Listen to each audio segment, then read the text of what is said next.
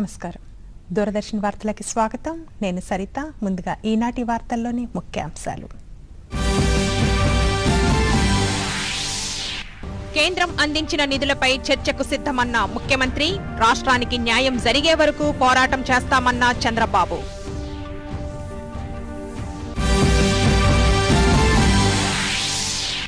భారత్ ఇరాన్ల మధ్య కుదిరిన 9 కీలక ఒప్పందాలు, ఉగ్రవాదం, సైబర్ నేరాలపై ఉమ్మడి పోరాటానికి ఇరు దేశాలు నిర్ణయం.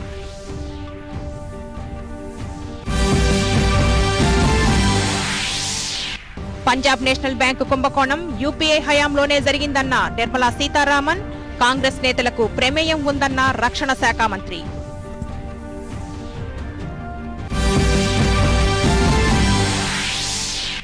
ఏటీపీ ర్యాంకింగ్ లో ఫెడరర్ కు అగ్రస్థానం. 36 ఏళ్ల వయసులో నెంబర్ 1 స్థానానికి చేరిన tennis star.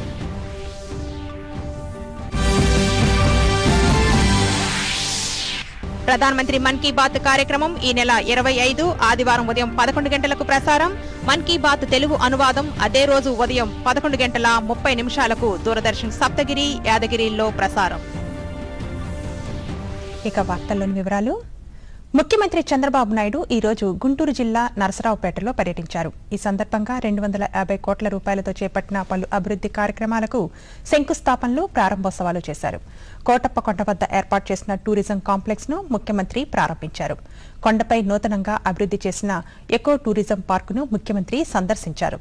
Ropeway park, యాంపీ theatre, చెరువు అభివృద్ధి పనులకు శంకుస్థాపన చేశారు. అనంతరం కాకాని గ్రామ పరిధిలో 86 ఎకరాల్లో నిర్మించనున్న జేఎన్టీయూ భవనాలకు ముఖ్యమంత్రి శంకుస్థాపన చేశారు. జేఎన్టీయూ భవనాల శంకుస్థాపన సందర్భంగా ఏర్పాటు చేసిన సభలో ముఖ్యమంత్రి మాట్లాడుతూ, కేంద్ర ప్రభుత్వం రాష్ట్రానికి న్యాయం చేసే వరకు తమ పోరాటం కొనసాగిస్తామని స్పష్టం చేశారు. రాష్ట్రానికి కేంద్రం అందించిన నిధులపై చర్చించేందుకు తాము సిద్ధంగా ఉన్నామని తెలిపారు. రాష్ట్రానికి న్యాయం చేయాల్సిన బాధ్యత కేంద్రంపై ఉందని అన్నారు. పార్లమెంట్లో ఇచ్చిన హామీలన్నీ నెరవేర్చాల్సిందేనని ముఖ్యమంత్రి స్పష్టం చేశారు. రాష్ట్ర హక్కులను కాపాడే విషయంలో ఎక్కడా రాజీ పడేదే లేదన్నారు. రాష్ట్ర ప్రయోజనాల కోసం కేంద్రంపై ఒత్తిడి తీసుకువస్తామని చంద్రబాబు నాయుడు పేర్కొన్నారు.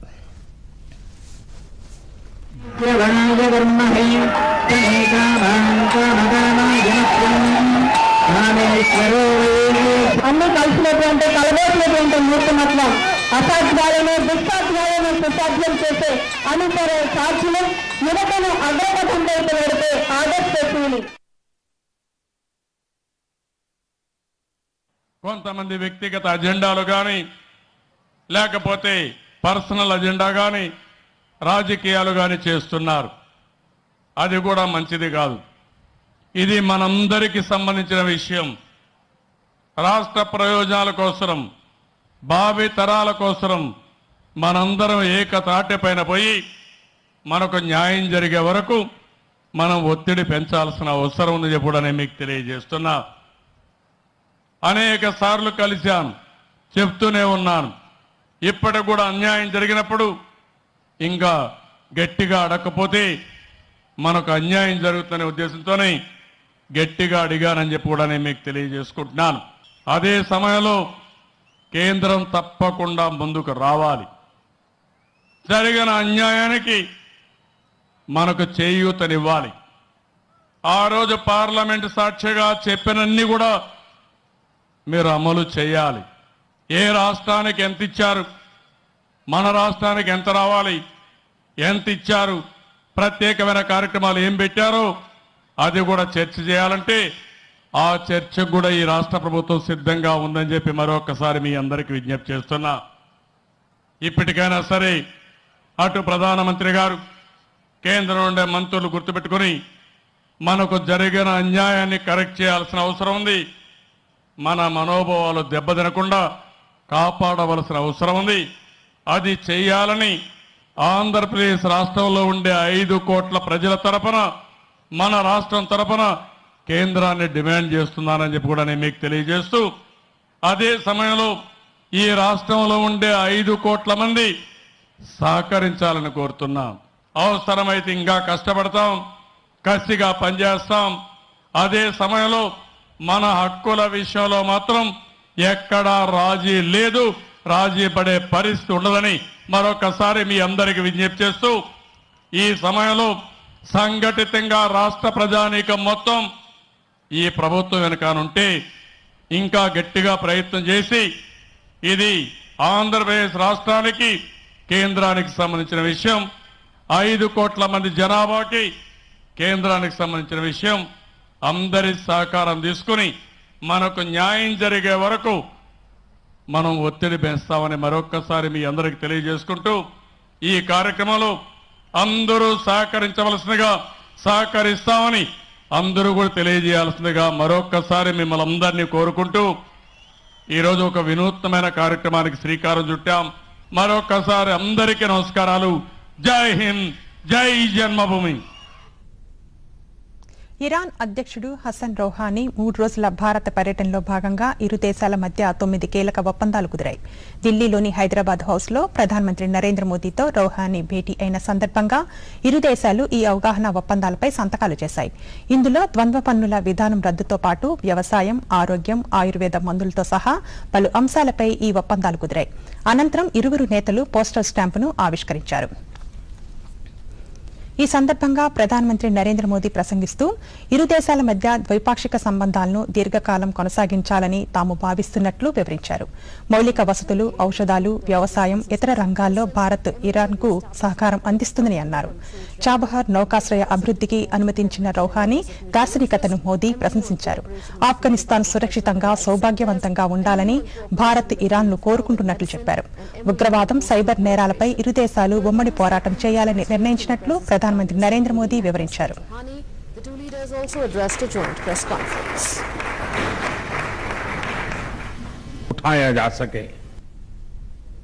ఇరాన్ అధ్యక్షుడు రౌహానీ మాట్లాడుతూ భారత్, ఇరాన్ సంబంధాలు వాణిజ్యం, దౌత్యం వంటి వాటికి అతీతమైనవని పేర్కొన్నారు. ఆ సంబంధాలు చారిత్రాత్మకం, నాగరికతతో కూడినవని అన్నారు.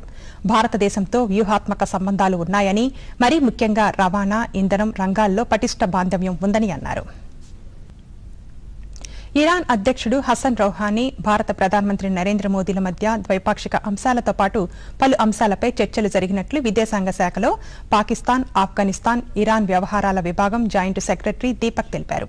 హసన్ రౌహానీ 3 రోజుల పర్యటనకు సంబంధించిన వివరాలను విదేశాంగ శాఖ అధికార ప్రతినిధి రవీష్ కుమార్తో కలిసి ఆయన మీడియాకు వెల్లడించారు.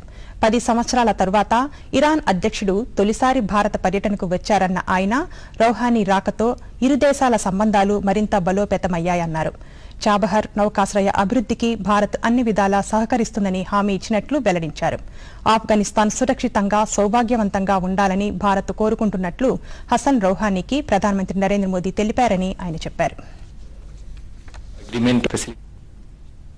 పాట్నాలో 2 రోజుల పాటు జరిగే 6వ కామన్వెల్త్ పార్లమెంటరీ అసోసియేషన్ సదస్సును లోక్సభ స్పీకర్ సుమిత్రా మహాజన్ ఈ రోజు ప్రారంభించారు. ఆస్ట్రేలియా, బ్రిటన్, యుగాండా, టాంగాల ప్రతినిధులతో పాటు దేశంలోని వివిధ ప్రాంతాల నుంచి సుమారు 100 మందికి పైగా ప్రతినిధులు ఈ సమావేశంలో పాల్గొన్నారు.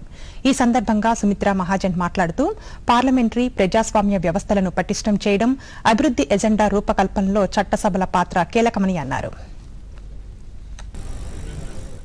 పంజాబ్ నేషనల్ బ్యాంకులో 11,360 కోట్ల రూపాయల కుంభకోణానికి పాల్పడిన నీరవ్ మోదీకి చెందిన సంస్థలపై సీబీఐ దాడులు కొనసాగుతున్నాయి.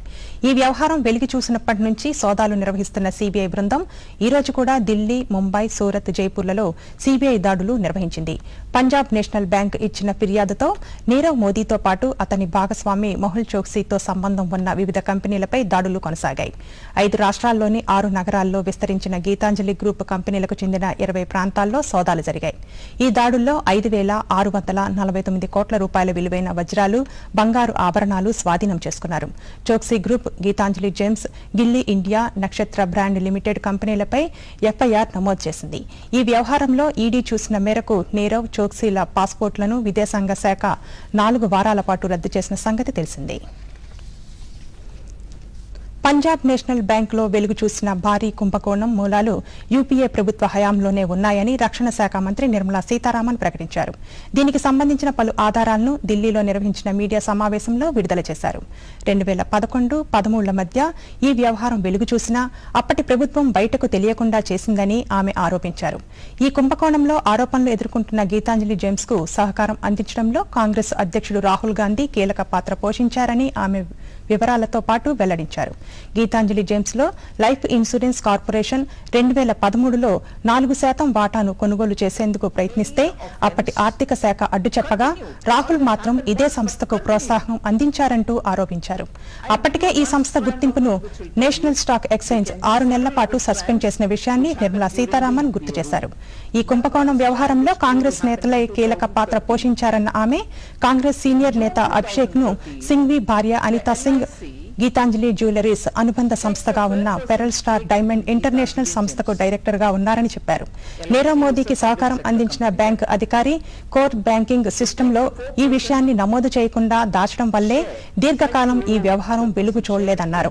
నమ్మక ద్రోహానికి పాల్పడిన సదరు అధికారి పదవీ విరమణ చేసిన తరువాత ఈ ఫైల్ను గుర్తించిన పీఎన్బీ యాజమాన్యం వెంటనే దర్యాప్తు సంస్థలకు జరిగిన విషయాన్ని తెలియజేసిందన్నారు. 2022 నాటికి రైతుల ఆదాయాన్ని రెట్టింపు చేయడమే లక్ష్యంగా కేంద్ర ప్రభుత్వం చర్యలు తీసుకుంటోంది. ఇందులో భాగంగా క్షేత్రస్థాయిలో రైతులు ఎదుర్కొంటున్న సమస్యలు, పరిష్కార మార్గాలపై చర్చించే లక్ష్యంతో అగ్రికల్చర్ 2022 డబ్లింగ్ ఫార్మర్స్ ఇన్కమ్ పేరిట ఈ నెల 19 నుంచి 2 రోజుల పాటు ఢిల్లీలో జాతీయ సదస్సు నిర్వహిస్తున్నట్లు వ్యవసాయ శాఖ సెక్రటరీ ఎస్కే పఠాన్ నాయక్ తెలిపారు.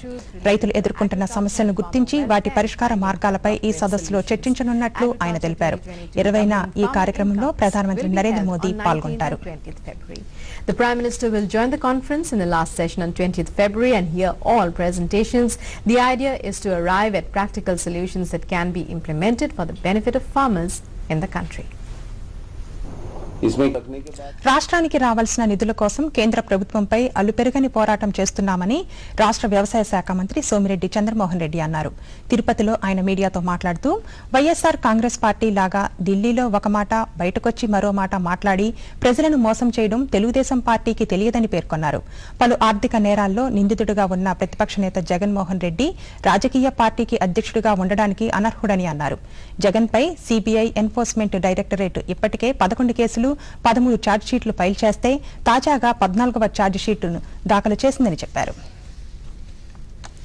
జగన్మోహన్ రెడ్డి మీద మళ్ళీ ఎన్ఫోర్స్మెంట్ డైరెక్టరేట్ ఇంకొక ఛార్జిషీట్ ఫైల్ చేసింది. ఇప్పుడు ఆయనకి ముచ్చటగా 11 కేసులు సిబిఐ ఫైల్ చేసింది. సిబిఐ అండ్ ఎన్ఫోర్స్మెంట్ డైరెక్టరేట్ కలిసి 14 ఛార్జిషీట్లు ఫైల్ చేసింది. రాష్ట్రంలోని వెనుకబడిన ప్రాంతాల సమగ్రాభివృద్ధికి కేంద్ర ప్రభుత్వం 10,050 కోట్ల రూపాయలు కేటాయించిందని, రాష్ట్ర అభివృద్ధికి కేంద్రం నిరంతరం సహకారం అందిస్తుందని బీజేపీ శాసనమండలి సభ్యులు సోము వీర్రాజు పేర్కొన్నారు. శ్రీకాకుళంలో ఈ రోజు ఆయన మీడియాతో మాట్లాడుతూ రాయలసీమలో 4, ఉత్తరాంధ్రలో 3 వెనుకబడిన జిల్లాల్లో పరిశ్రమల అభివృద్ధికి కేంద్ర ప్రత్యక్ష పన్నుల బోర్డు ద్వారా 2016 సెప్టెంబర్లో కేంద్ర ప్రభుత్వం ఇచ్చిన నోటిఫికేషన్ పరిశ్రమల ఏర్పాటుకు ఎంతగానో దోహదపడుతుందని అన్నారు. ఎన్ని ఇబ్బందులు ఎదురైనా విశాఖ రైల్వే జోన్ సాధిస్తామని ఆయన తెలిపారు. ప్రభుత్వం రాయితీలే ఇవ్వలేదు, కేంద్రం రాయితీలే ఇవ్వలేదు, ఇండస్ట్రీస్ కి ఏమిస్తున్నారు? ఇంత క్లియర్ గా 30% ఎక్సైజ్ డ్యూటీ, ఇన్కమ్ ట్యాక్స్ రెండూ కూడా దీంట్లో రాయితీ ఇస్తే దీన్ని ప్రచారం చేయరా? దీన్ని ప్రజల్లోకి తీసుకువెళ్ళరా? ప్రత్యేక హోదా వస్తే ఇండస్ట్రీస్ వస్తా అన్నారు. దానికి ప్రత్యేక హోదా అనేది ఆర్థిక పరమైనటువంటి సహాయం మాత్రమే. ఇండస్ట్రియల్ రాయితీ ఇది. ఈ ఇండస్ట్రియల్ రాయితీ ఇచ్చి ప్రత్యేక హోదాకి సమానమైనటువంటి 1 రూపాయి కూడా తగ్గకుండా 16,000 కోట్లు కావాలని ముఖ్యమంత్రి గారు అడుగుతున్నారు. ఆ రాయితీ 16,000 కోట్లు ఆర్థిక సహాయం. ప్రత్యేక హోదా అంటే 16,000 కోట్ల ఆర్థిక సహాయాన్ని ఈ రాష్ట్రానికి ఇవ్వాలని వారు కోరుతున్నారు. 12,000 కోట్లు ఇవ్వడానికి కేంద్రం సిద్ధంగా ఉందనేటువంటి విషయాన్ని కూడా వారే చెప్తున్నారు. ఈ విషయాలు 12,000 కోట్లైన వెనుకబడిన జిల్లాల్లో శ్రీకాకుళానికి ఎంత పెడతారు, విజయనగరానికి ఎంత పెడతారు, అలానే రాయలసీమ జిల్లాలకి ఎక్కడ పెడతారు, ఏం పెడతారు అనేది మీ దగ్గర ప్రణాళిక ఉందా? ఏం పెడతారని మీ దగ్గర ప్రణాళిక ఉందా? ఈ 16,000 కోట్లలో మీ దగ్గర ఏం బ్లూ ప్రింట్ తయారు చేశారు? వెనకబడినతనాన్ని సరిదిద్దడం కోసం కేంద్రం ఆల్రెడీ 1,150 కోట్లు ఇచ్చింది వెనుకబడిన జిల్లాలకి. ఈ శ్రీకాకుళానికి కూడా ఉంది. అందులో అది ఎక్కడ ఖర్చు పెట్టారు? అది దేనికి ఖర్చు పెట్టారు? ఇది మేము అడగడానికి అవకాశం లేదా? మీరు ఎక్కడ ఖర్చు పెట్టారు? ఇంత కరెక్ట్ అయినటువంటి జీవో ఇస్తే ఇండస్ట్రియల్ రాయితీలు వస్తాయని కన్ఫ్యూజ్ చేసిన ఇండస్ట్రియల్ రాయితీలు కూడా ఇచ్చారు. ఏ పరిశ్రమ పెట్టారు దీన్ని వినియోగించారు? అనంతపురంలో నిర్వహిస్తున్న జిల్లా స్థాయి విద్యా వైజ్ఞానిక ప్రదర్శనను రాష్ట్ర మహిళా శిశు సంక్షేమ శాఖ మంత్రి పరిటాల సునీత ఈ రోజు సందర్శించారు. జిల్లాకు చెందిన 379, కర్నూలు జిల్లాకు చెందిన 109 పాఠశాలల విద్యార్థులు వారు రూపొందించిన ప్రాజెక్టులను ఇందులో ప్రదర్శించారు. చిన్నారుల పరిరక్షణకు ఆధునిక పద్ధతిలో తయారు చేసిన బేబీ కిట్ కేవలం 1000 రూపాయలతో రూపొందించిన ఎయిర్ కూలర్ ప్రదర్శనలో ప్రత్యేక ఆకర్షణగా నిలిచాయి. ఈ సందర్భంగా మంత్రి మాట్లాడుతూ తక్కువ ఖర్చుతో ఆధునిక పరికరాలు రూపొందించిన విద్యార్థుల కృషి అభినందనీయమని అన్నారు.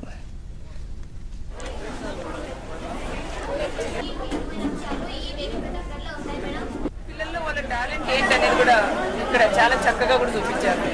ప్రతి ఒక్క దగ్గర మగ పిల్లలు కానీ ఆడపిల్లలు కూడా చాలా చక్కగా ఇప్పుడు జరిగే చంద్రబాబు నాయుడు గారు ఏదైతే అనుకున్నారో టెక్నాలజీ గురించి ఆ టెక్నాలజీకి అనుకూలంగా దగ్గరగా పిల్లలు మన పల్లెల్లో ఉండే పిల్లలు కూడా వాళ్ళ టాలెంట్ అనేది కూడా చాలా చక్కగా కూడా చూపించారు. మన చిన్నారులు మన పల్లెటూరులో పుట్టిన పిల్లలు ఒక మన మాణిక్యాలు లాంటి పిల్లలు మన అనంతపురం జిల్లాలో కూడా ఉన్నారంటే చాలా సంతోషం.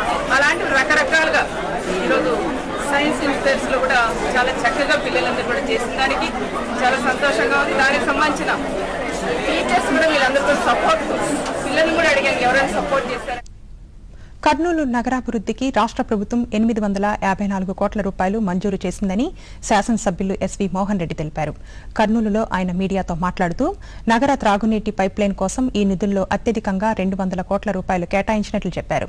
విభజన హామీల అమలు కోసం తెలుగుదేశం పార్టీ పోరాటం చేస్తుంటే ఇప్పటి వరకు ప్రతిపక్ష నేత జగన్మోహన్ రెడ్డి మీడియా ముందుకు ఎందుకు రాలేదని విమర్శించారు.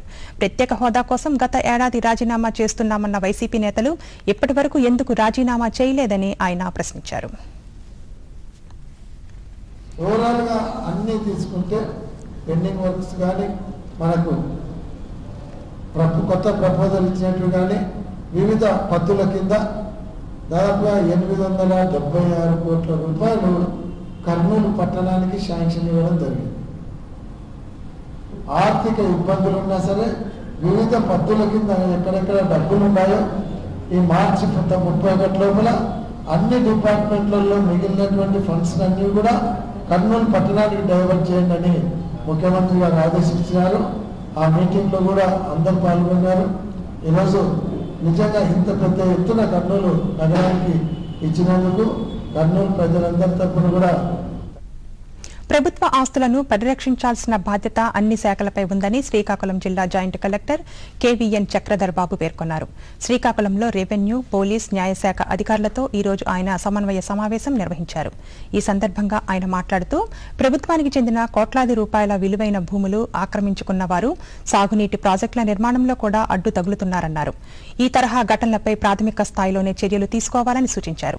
వంశధార, నాగావళి నదుల అనుసంధానానికి 500 ఎకరాల భూసేకరణ జరిగిందని, ప్రధాన కాలువ పనులు జరుగుతున్నాయని అన్నారు. అభివృద్ధికి అడ్డుపడేవారు ఎంతటి వారైనా వారిపై చట్టపరంగా చర్యలు తీసుకోవాలని ఆయన ఆదేశించారు.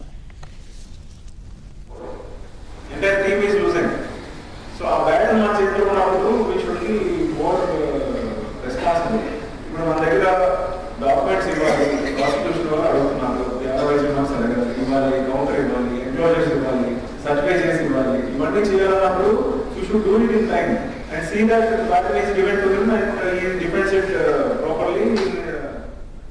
కేంద్ర బడ్జెట్ కేటాయింపుల్లో రాష్ట్రానికి తీవ్ర అన్యాయం జరిగిందని శాసనమండలి సభ్యులు బచ్చుల అర్జునుడు పేర్కొన్నారు.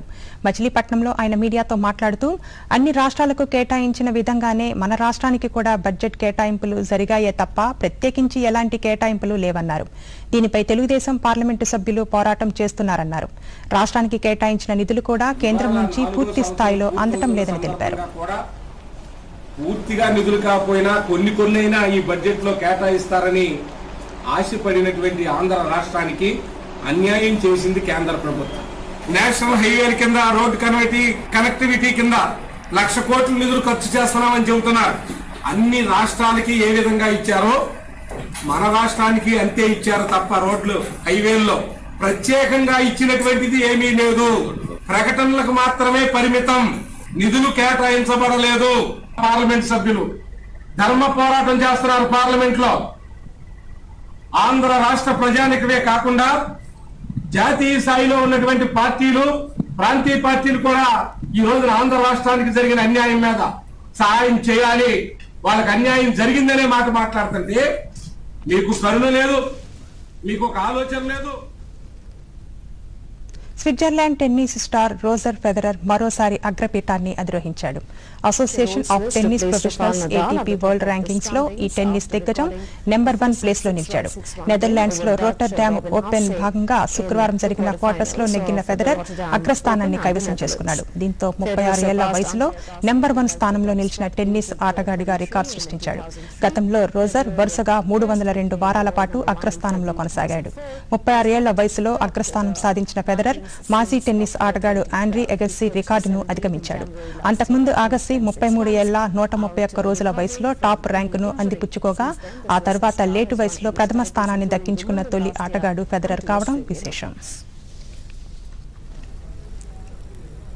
ప్రధానమంత్రి నరేంద్ర మోదీ తన మనసులోని భావాలను ఆకాశవాణి ద్వారా దేశ ప్రజలతో పంచుకునే మన్ కీ బాత్ మనసులోని మాట 41వ సంచిక ఈ నెల 25వ తేదీ ఆదివారం ఉదయం 11 గంటలకు ప్రసారమవుతుంది. ఈ కార్యక్రమానికి తమ సూచనలు, సలహాలు, అభిప్రాయాలను తెలియజేయాలనుకునేవారు www.mygov.in వెబ్సైట్ ద్వారా పంపవచ్చు. అలాగే నరేంద్ర మోదీ యాప్ ద్వారా కూడా పంపవచ్చు. తమ స్వర సందేశాలు పంపాలనుకునేవారు హిందీ లేదా ఇంగ్లీష్ భాషల్లో 18001117800 అనే టోల్ ఫ్రీ నెంబర్కు 21వ తేదీ సాయంత్రం వరకు పంపవచ్చు. అలాగే 1922 అనే నెంబర్కు మిస్డ్ కాల్ ఇవ్వడం ద్వారా తిరిగి మన మొబైల్కి వచ్చే సంక్షిప్త సందేశంలోని లింక్ ద్వారా కూడా పంపవచ్చు. ఆకాశవాణి సమన్వయంతో దూరదర్శన్ ఛానళ్లు ప్రధానమంత్రి మన్ కీ బాత్ కార్యక్రమాన్ని ప్రసారం చేస్తాయి. ఈ కార్యక్రమం తెలుగు అనువాదం అదే రోజు ఉదయం 11:30 గంటలకు దూరదర్శన్ సప్తగిరి, యాదగిరి ఛానల్లో ప్రసారమవుతుంది. ఈ తెలుగు అనువాదం రాత్రి 8 గంటలకు పునః ప్రసారమవుతుంది.